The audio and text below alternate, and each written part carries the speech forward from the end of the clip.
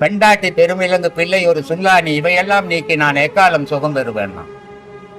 ஏன்னா சுதந்திரமான மனுஷன் நீ. உன் கூட ஒரு துணையை சேர்த்த உடனே உன் சுதந்திரம் அன்னைக்கே போச்சு.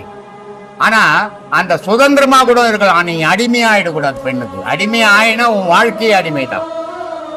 நீ எதுக்குமே இனி உபயோகப்பட முடியாது. அவளை கேட்காத நீ எதையுமே தனித்து செய்ய முடியாதாயிடும். ஆனா இது உங்க 2 பேரோட கூட பரவாயில்ல. உனக்கு ஒரு புள்ள பிறந்து போச்சுன்னு வச்சுக்கோ, நீ வாழவே நிம்மதி இழந்துடும். இது புரியணும்.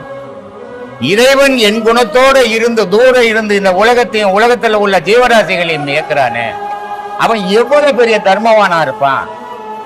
ஆனா ஒரு நண்பனா இருக்க நம்ம கூட இருக்கிற 4 பேர் கூட நம்மளால நல்லது செய்ய முடியாது. நம்ம எவ்வளவு மோசமானவனா இருப்போம்னு நம்மளை பத்தி யோசிக்கணுமே தவிர இறைவனை குறை சொல்றவன் இவன் நிறைவாழ்வு வாழ்ந்தவனா இருக்க மாட்டான்.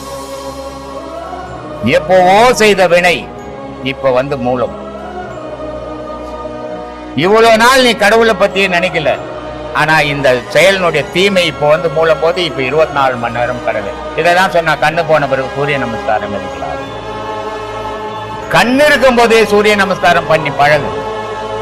கண்ணு நல்லா இருக்கும் போதே இறைவனை தேடி பழகு. இறைவன் பாதத்துல சரணாகதி அடி. அதுவே உனக்கு மோட்ச முக்திக்கு வழிவகுக்குமே தவிர இந்த உலகத்துல நீ ஒன்னும் சாதிச்சிட முடியாது. இதுவரைக்கும் சாதிச்சவங்க நம்ம எவனும் கிடையாது.